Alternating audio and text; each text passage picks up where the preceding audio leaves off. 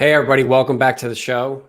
Today, I have a special guest, Eric Pittmann, with me, and we're going to talk about his experience in transaction in 50 plus real estate deals, his experience in coaching entrepreneurs and real estate investors, and how he's acquiring real estate while still working the coaching business. Eric, thank you for coming on today. Thanks, Joe. Good to see you.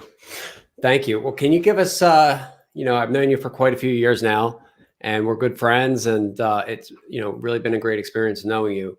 Give us some background for the viewers up to your wholesale.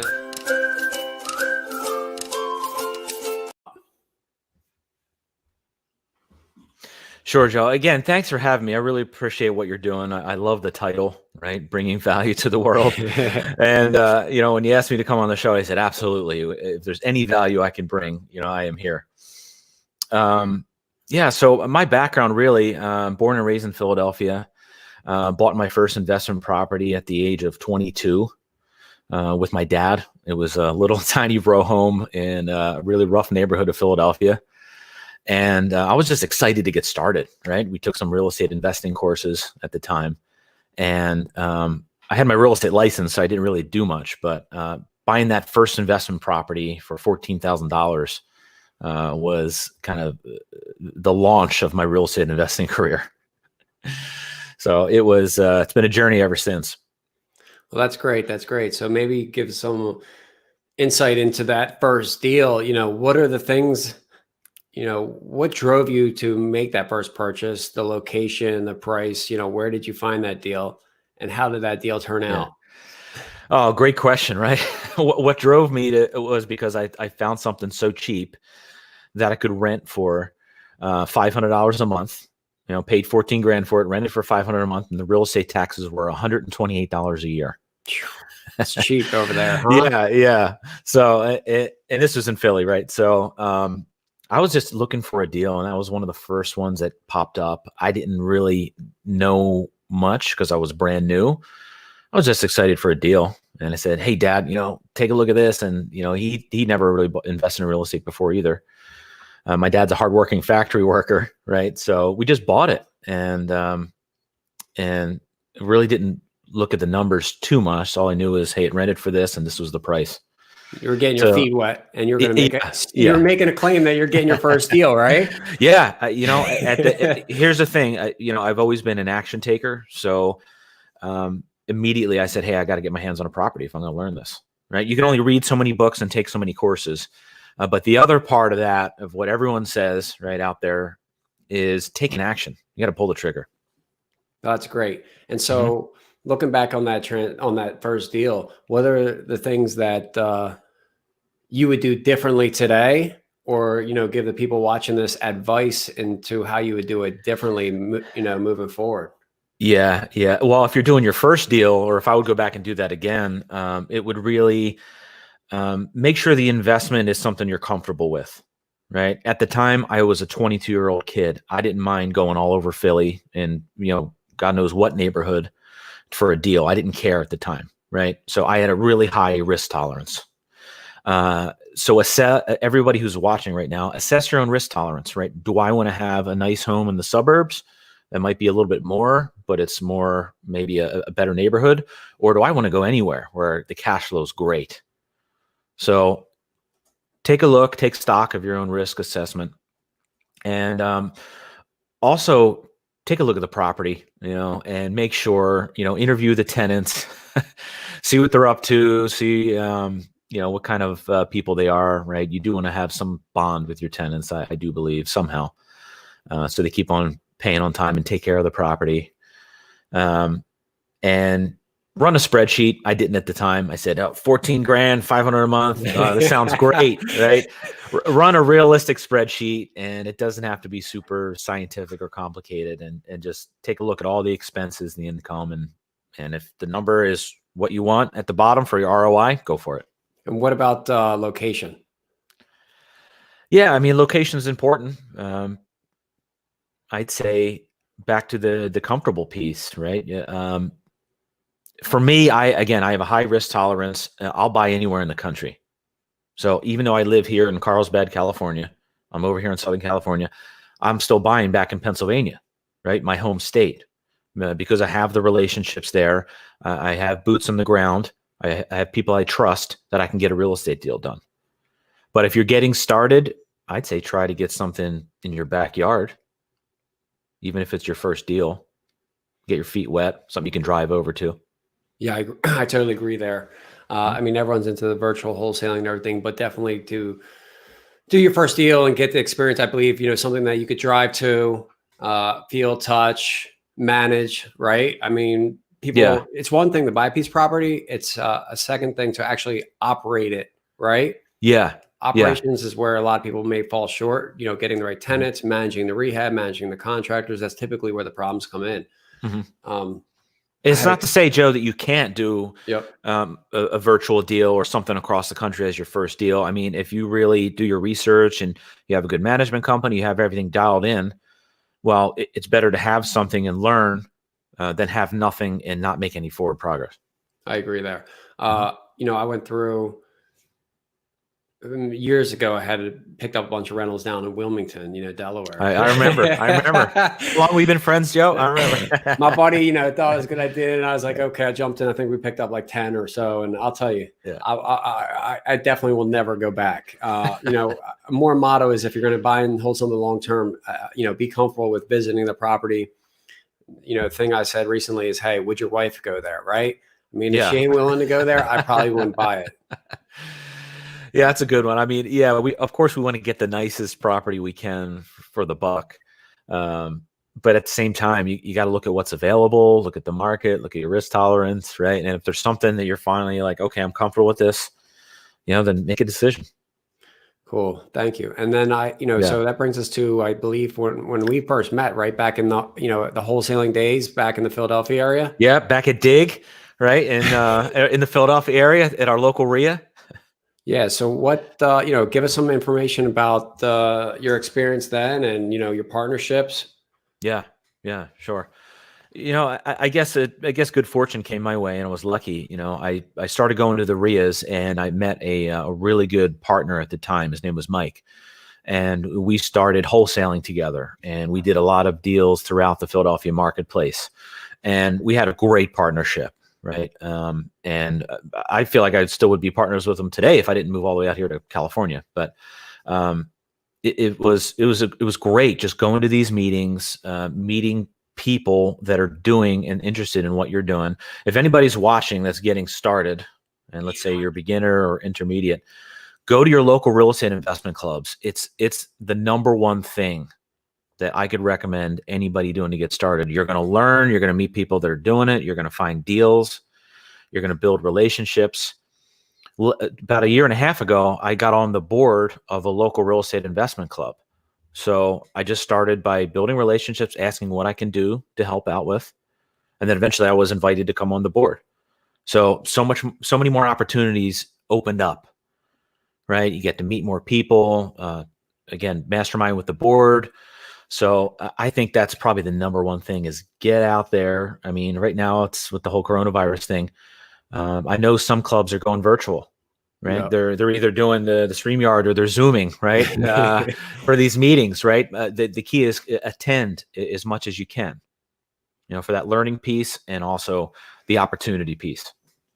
No, I agree. A lot of the business partners or friendships or relationships over the years from the real estate, investing has majority all come from the local meetups there in the Philadelphia area. Oh yeah. It's huge. I mean, that's how I built my business, right? At the height, we had about 1,000 investors on our distribution list, if I can remember correctly. So every time we had a property under agreement, we wanted to wholesale something, we blasted it out. We had almost 1,000 investors look at it. And then the ones that were interested, depending on the deal, would call us and text me and say, hey, Eric, I want this deal, or I'm interested. So building that is key too. Now, especially if you want to wholesale or virtually wholesale or get into some of marketing. I don't do that anymore. I just like to buy and hold and for cash flow and a flip here and there. But if you're a wholesaler, you want to get started, start building that investor list, that buyer's list, ASAP. And what are the, from wholesaling, what are the things that you liked about wholesaling? What do you recommend to people just getting started? What I loved about wholesaling is that it's faster income, right? The deals are typically, they turn around in 30 days or less, most of them, right? So, and to this day, I think about the deal that we did. Remember the one time Mike and I, we wholesaled you a deal, and it was a 2-property package, and we thought we were getting one wholesale fee of 5,000. You sent us a check for 10. Yep. And we're like, whoa, well, you overpaid us. And you're like, no, it was 5 per property, right? So, I mean, that was $10,000 within, I think, a few weeks, right? And I think that also cemented our bond. I'm like, hey, this is a guy of integrity, and we continue our relationship and business from there. But I mean, depending on the wholesale fee, that could happen in a couple weeks, maybe 30 days. So the quick return, of income and getting the deal closed, is what I loved about it. And that also helps you build cash to reinvest in future deals, as long as you don't spend it. In the beginning, I struggled with, I was doing this full time. So wholesaling was my only income, right? So I had to pay all of my bills, and I had to reinvest in the future. So it's difficult, right? I had to manage that, right? So getting started, I mean, if we're talking about wholesaling, is really going to the RIAs, building the buyers list, and just be on the lookout for good deals and throwing out offers. That's the key. I mean, wholesalers really have to be masters of submitting lots of offers. Yeah, I think everything generally in life is a numbers game, right? Even whenever you're doing acquisitions or meeting people, you have to meet every 100 people you meet a couple friends out of the 100 people that you stay in touch with. And deal wise, you might put out 100 offers, you get a couple under contract. Yeah, like Jim Rohn said, in the beginning, you make up in numbers what you lack in skill. That's good. So you have to really get the experience in, put the numbers out there. You'll eventually become a better negotiator. What helped me win a lot of wholesale deals in the beginning was just building lots of rapport, with the sellers. I loved hearing their story, right? If I go walk through a property and let's say it's the house has been in the family for years, and there's some photos, right, on the mantle. Oh, wow, man, is that you guys when you were younger, right? Tell me about the house and the history. And I was genuinely curious about the people and their history. So I built that bond. So, and I remember several times sellers calling me back and saying, hey, Eric, your offer was less, but I'm going to take it because I liked you. That's awesome. So just being likable and genuinely interested is awesome too. It's good. We got Mama. Is that Mama Duke's tuning Oh, in there? Is it my mom? She's watching. She's my greatest fan. So I told her to tune in at this time. How about going into Mama, over how important has your family been over the years to your support, in all the moves that you made? Oh, huge. I wouldn't have gotten started in real estate if it wasn't for my parents at the time. It was my mom who actually got me into real estate, right? At 19, I think it was, not too long after high school. She brought me an ad in the paper and said, why don't you sell real estate, right? You can get your license. There's a little ad in the paper, and you pay a couple $100, take the courses, and you get your real estate license. I mean, it was quite easy at the time. And that's how I really got started. And then, of course, I got started with Rich Dad, Poor Dad, Kiyosaki, Carlton Sheets courses. I had a huge library at the time, the size of my wall, of just real estate investment books and tapes and some CDs back then. And some even were on cassette tape. My God. Kiyosaki, I think he's 72 now, and he's like on every podcast interview right now, and it just goes to show you the strength and motivation of people that, can go long term. I mean, in your 70s and still wheeling and dealing. I mean, that's what I think ultimately keeps people alive, right? And going gives them a purpose to keep going. Yeah, he created a great brand. And no matter what you do, people are going to love you or people are going to hate you, right? I mean, at the end of the day, who's responsible for all your success? It's the person in the mirror. That's it. Yeah. You got to get out there and make it happen. I think true, authentic success happens when you take full ownership. Right. And once you do that of your decisions, of your business and everything, then it's when you really tap into that happiness inside of what you're really doing and you're enjoying it and moving forward. That's good. Thank you for sharing that. You got it. So after your experience of wholesaling in Philadelphia, I know you made the move out to the West Coast. What prompted that decision? Yeah. So I had a relationship end at the time, and at that point was going through a lot of emotions, and I'm like, what do I do with my life? I really want to live in someplace beautiful and sunny and palm trees. As you can see by my shirt here, right? that's it, my shirt says it all. The lifestyle I want to live. Born and raised in Philly, my whole family's there. Love them very much. Miss them a lot. And at the same time, I needed a change. I said, I'm either going to Florida, California, or Hawaii. And a buddy at the time said, hey, you got to go to San Diego. It's got the best weather in the country. So I bought a one-way ticket to California. I've never been to California. So when I got off the plane with my 4 suitcases, that was the first time I was ever here. That just reminded me of like going to Puerto Rico in 2014, man. Never been to Puerto Rico before. Yeah. Had never even heard about Puerto Rico, and knowing that it was actually a U.S. territory and part of the U.S. And, in 2014, went down there, met a few brokers, rented a place, made a move. That's it. Yeah. I think not too long after I moved to California, San Diego, you went over to Puerto Rico. So some life changes all around at that time. So I know that you got settled into California after that. Can you tell us more about, what you did after that? Sure.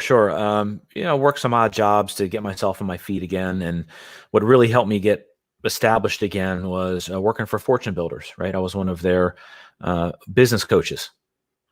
And I enjoyed it. I really enjoyed that opportunity. It was an incredible learning experience. I worked with investors, coaching them all across the country. Great organization, have a lot of education, right? A lot of investors are actually out there doing it as well. So I think that really got myself established, right? And some consistency going. Once I landed that, that and learning and meeting the people in San Diego, right? That, and I was also an Uber driver. So I'll tell you what, if you're moving to a new city, be an Uber driver, because not only do you get to learn the city, you get to meet people, you get to make money. So it's like 3 birds with 1 stone, right? And I'm sure there's a lot of crazy backseat stories to go along with that experience, right? Well, I had my business card. So everybody in the back seat, I would ask them what they did. Yeah. And, naturally, when someone asks you, what do you do? You return back. Well, what do you do? So I said, hey, I moonlight as a Uber driver, but during the day I'm getting into real estate and I coach real estate investors. And so it was a great experience, great time.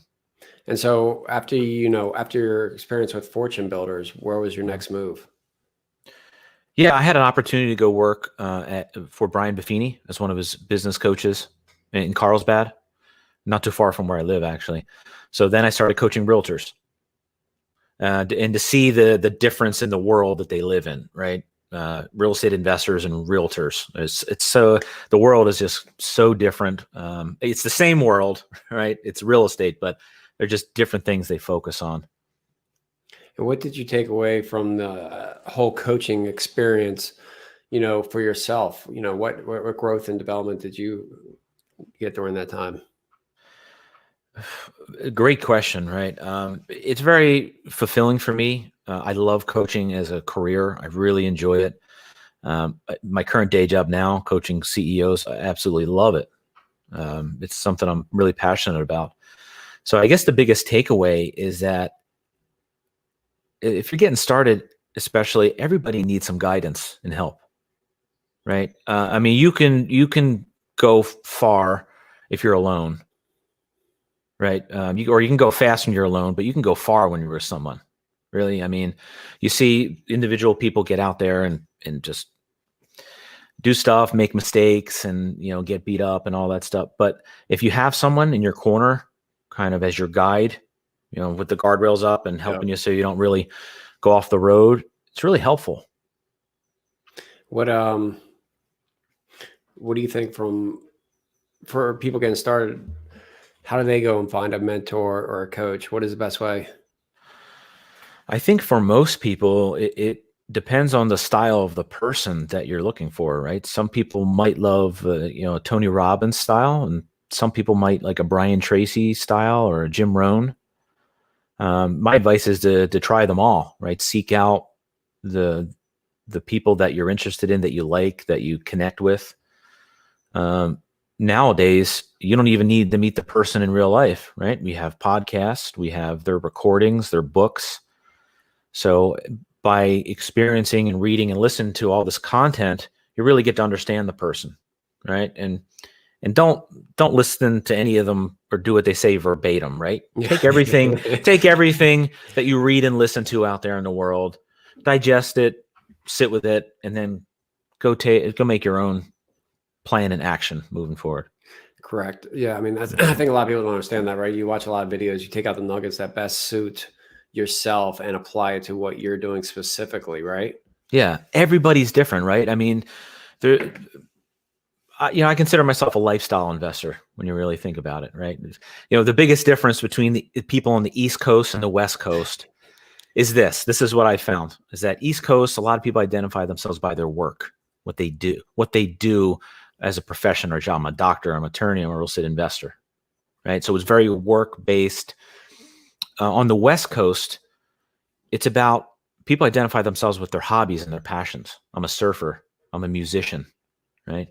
I like to, I'm a hiker, right? So it's like different sides of the country. It's very interesting, I found, throughout this whole experience. And I'm definitely a lifestyle guy.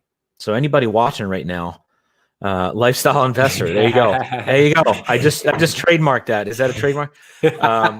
So probably buying the domain and the handles right now, right? There you go. Someone already bought it up. I'll have to buy it off them later. So figure out what you are, right? Yeah, trademark. If you're a lifestyle investor, right, and you want to have real estate investing income fuel your hobbies and your passions, well, then do that, right? Don't listen to what anyone else says, right? Go fuel your own passion and your fire. Yeah, I agree there. I agree. Mm-hmm. What are you getting into these days when it comes to real estate investing? Mm-hmm. Yeah. What are you working on? For me, again, I'm coming from the angle of a part-time investor. Yeah. Part-time. I have a full-time W-2 day job, which I love, I really enjoy. So my investing happens nights and weekends. It happens part-time, before work, after work, whenever I can. So I try to leverage technology as much as I can. I probably do 95% of my business right on this right here. So it's just so easy nowadays. So I really reach out to a lot of wholesalers. Being a former wholesaler, I can really empathize with them. So I try to get on as many wholesaler lists as I can. Reach out to investors saying, put me on your buyers list. I'd love to get updates. So I get texts all the time, emails. Most of the deals aren't going to be a good fit. You have to look at a lot of deals. So you cherry pick and look at the ones that you're interested in, pursue them, make the offer, and see if you can pick it up. And can you dive into what you're currently working on, or where, and why you chose that? Sure. So I live in Southern California. I'm here in San Diego. So I have not bought an investment property here in San Diego yet, because there was so much competition, and I was getting outbid by companies way bigger than me. I'm just an individual, overpaying, right, for properties here, especially in San Diego, just to get a local deal. So I said, I'm not going to compete with them. I'm going to play a game where I don't have to compete with anyone else, right? So I'm going to go out of state. It was easy for me to go back to my home state of Pennsylvania. Still have a lot of connections there. And a wholesaler sent me out a property, I think almost 2 years ago, a year and a half, something like that. And that was my first, I guess, long distance property I bought while I was here in California. I've never seen the property. I've owned it for almost 2 years. Bought it, operated it with my partner, and just closed on it, sold it this past week. never even physically been to the property. Now, were you a little comfortable with doing that transaction because you resided in the Philadelphia area for a while, and so you were familiar with that area? Yeah, it's in the town of Scranton. So for me, I've never actually even been to Scranton. So I mean, literally, I mean, 95% of the work happened on cell phone. But I was comfortable with the relationships I had there that I had built, right, in the Philadelphia and surrounding areas in order to do this deal. So I had enough experience to pull the trigger on it. So even though I've never seen the property, I was able to purchase it at a great price, enjoy the cash flow, and now the property more than doubled in value in under 2 years, and we just sold it. My business partner and I, we just sold it this past week. That's awesome. That's awesome. Yeah. What are your plans moving forward for the rest of 2020? And Oh, how does this lockdown affect that? Well, I mean, hey, we're all going to get through this. You know, I mean, everything we're all going to come out at the end of this, right? So just I'm trying to stay focused and just say, hey, you know, this is just a temporary thing that humanity's fighting right now, and we'll get through it. And just going to continue as normal, right? Do my best to be safe here at the house and look at as many deals as I can virtually. And are you getting feedback from brokers? Are they working? Are they working right now, or? Yeah, I think real estate agents are doing the best they can in the climate. You know, virtual open houses and dealing with the struggles of a lot of businesses right now, which I think everybody's doing quite well, right, considering the situation. Yeah, I mean, I'm seeing more listings on Zillow and so forth posting virtual tours, right? Yeah, I mean, I think that the real estate market might slow down a little bit. I think there might be some more deals popping on the market in the coming months and maybe next year or two or so. Who knows? I mean, you can't really predict, but just keep an eye on it. If you're looking for your next deal, or if you're brand new and trying to get started, just look at a lot of them. See what makes sense for you. Now, I'm also flipping a property in Scranton right now. It's under construction as we speak. And, you know, my contractor said that, hey, I can't even have a crew here working on it, so I'm working on it by myself. So really? Yeah. So I said, hey, I completely understand. He's following all the rules and everything. So, which is awesome. So, hey, that drastically slowed down the turnaround time to flip that property. But what are you going to do? You just keep on moving forward, right? We'll get it on the market as soon as we can and sell it, and then looking for the next deal. Yeah, I agree. So many people need to start looking forward, right? Looking at 3, 6, 12 months out versus, you know, today and what the current situation is. We can't really control that. Yeah. I think people are going to have to get a little creative. Yep. You know, creative financing will probably be, I think, big in the next year or two. You know, I mean, the beautiful thing is if you can get 2 or more people, right, buyer and seller agree on something, you have a deal. And you don't have to make a crazy ROI. You don't have to make a ton of money, right? Just do something you're comfortable with. I agree. And so over your years of coaching, you mostly went to an office, and now you're working remote like the rest of the world, right? Yeah, working here all day long in my loft, in my studio here. So tell us about it. I mean, what do you like?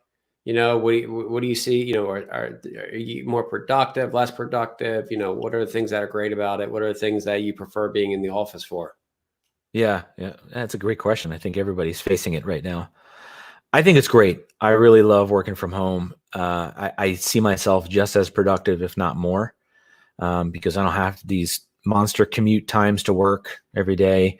All the fuel and the transportation costs. You're able to have a little bit more time back in your life for your own mental health by working from home. And for me, I'm talking to everybody, talking to my clients, and I'm Zooming and doing Zoom calls and video chats all day long. So it's not like I'm missing any type of people interaction. You know, with that said, you know, we do have this amazing technology nowadays, right, to still interact with people. So I think it really is amazing. You can be reaching out to everybody. You could be having video chats like we are with sellers, maybe if you want. with other real estate investors, with your real estate investment clubs, with realtors, right? Whoever you want to do, just to keeping the connections together, especially at this time. That's definitely important. I mean, we're spending a bit of time reaching out to the people that we've done business with over the years, and just saying we're here and we're available to be participating in the market if deals come over the next year. Yeah. I mean, I love what you're doing, right? You're putting together this radio show, right? Online, which is awesome, right? It gives, hopefully somebody's going to walk away with one nugget from this, or one thing that's going to help them in their careers and their lives. Yeah, I agree. And so we always usually ask a question about partnerships, right? And this can be a partnership with, in business. I know you had a partner in wholesaling, and also some people have a spouse and they have a partner in that aspect. Give us some insight into your previous partnership. What was, great about it? What are the things that people should look for in a partner? Well, I'm a big proponent of partnerships, especially when there's great synergy, and the two or more people really fill the gaps, right, in your skill sets. With that said, really get to know the person, right? Set expectations, right? Keep the lines of communication open. I think I wouldn't be where I'm at today if I didn't have that partnership, with my first business partner, Mike, back in Philly, right? That was the catalyst, to get going. So even though I'm an individual now, I don't have any type of giant corporation, right? I'll joint venture and I'll partner up, maybe per deal, or when I'm raising some private capital, right? You put together an agreement, and the best thing you can do, set all expectations up front. Just lay out everything up front, right? Because if you don't, later on, it becomes an agreement, a disagreement, an argument, or whatever it might be. And you don't want to go that path. It's not worth it. It's not worth the aggravation. Mental health is at risk, right? If you go that route. So, keep things fair and reasonable. And most of your business partners that you've done deals with have all been from real estate meetups? Yeah, I'd say so. Again, the local RIAs are the best place to go meet people. I'm on a local board here in my club, San Diego Cash Flow Investors. So it was originally a note club focused on notes. And then when all the notes kind of dried up a few years back, you know what I'm talking about, Joe, everyone transitioned to adapt and said, okay, let's look at, let's see if we can still do notes, of course, but let's look at cash flow properties, commercial, anything that's generating cash flow. So I just started attending there regularly, asking for what I can do to help and support the club. And then they eventually invited me on the board. So that's awesome. What else does the group do? We're in the virtual environment right now. So we have some speakers come in. We did one earlier this month via Zoom. So that was great, right? I think 64 people attended from our one virtual meeting. Is that more than usual in person, or is that about the same? Yeah, in person, usually it's anywhere between 15 to 30 people every month. So you had double. Yeah, so I had double, the attendance show up, right, from our virtual club meeting online. So we're still trying to provide value. The club's focus is really to do deals together, right? To buy and sell properties, right? It's great when clubs get together to network and do this, but the magic really happens when someone comes and says, I have this deal, and the other person says, I want to buy it, right? And there's a transaction. So our club is really focused on, and we have a membership component for our prime members, I guess you can call them. And so we kind of get together and we just mastermind, right? They get what's going on? What are we seeing? 2-day closings or what? 2-day closing, sure. Like Prime, right? Is it Prime? Yeah, You get 2-day closings or what? right? Yeah, we're in that territory nowadays. Some states are just crazy with the paperwork, but speed is definitely a factor, right? Yeah, it would be interesting to see how fast closings can get over the next decade, right? I mean, it's getting quicker and quicker, so it'll be interesting to see how automated it gets, how much you could do on the computer. I'm still waiting for the transaction to happen through Zillow. Like, I think you should be able to post your property for sale by owner. And you can basically, as a buyer, go in there, register, post a POF or a bank account where it can check it, and then make offers, communicate with the seller. And then in every territory, there would be a lawyer or a title company that would do the transaction. And then it would be, peer to peer, basically the buyer to the seller directly through the portal, going Boom. back and forth, and closes ASAP through the local company. Right. And then, Yeah. Yep. I'm sure, Joe, I'm sure that technology is already here. It's just that, it would disrupt the industry too much. Let's just say that. Yeah, I agree. I mean, I was working on some offers over here, and you got the broker, then going to broker, and then you got a lawyer, and you got a lawyer. I'm like, man, Yep. why can't I just hit the button and be like, here's my offer, and here's the reason why, and communicate directly with the seller, right? Yeah, I really, for most industries, including real estate, I really think all the technology of what we want to do is there. It's just that we can't bankrupt industries and livelihoods overnight, right? We can't just flip a switch and then all these people lose their livelihoods overnight. I think that's what the government really tries to prevent. Anything Redfin and Zillow and all that will play out as a major portal or broker in the industry in the next 10 years? Maybe, I'm sure, if they keep on pushing the envelope. Yeah. I mean, that's great for them, right? But for the individual investors watching this right now, right, think about how you can work with them or find deals on those platforms, or sellers, local realtors, whatever you can, right? Figure out, hey, what's best for you and how you want to go out and find deals.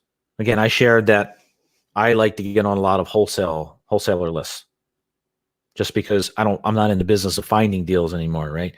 I like to find and negotiate them, but I also like to get on wholesaler lists where they send them to me and I can take a look. That's good. And do you do any outbound calls? Zero. Direct to seller? Zero. Those days are over. I'm retired of direct seller calls. That was back in my 20s. So what else you have? Yeah. So what else do you have going on today as we kind of get close to wrapping it up here? Sure. Really just enjoying life as much as I can right now. I have a great group of friends out here that we hang out with. So back to the lifestyle piece, I live less than a mile from the ocean here, from Carlsbad State Beach. I like the lifestyle, the beach lifestyle, hanging out with friends, enjoying some hobbies like music and outdoors and some other things. So everything I do kind of focuses and fills that funnel for me, right? I don't need to make, when I was in my 20s, I set a goal to make $100 million or some crazy goal. And, when I was younger, and I said, now I don't really care about that at all, right? I mean, is that majority or SoCal?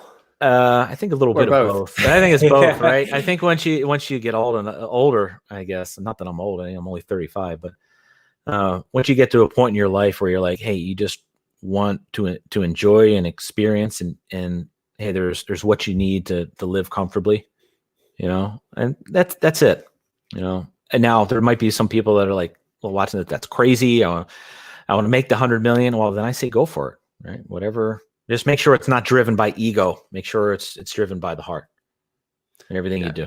Yeah. It'll be interesting to see all the people out in California that have all the fancy sports cars. How many go up for sale, right? After this little recession.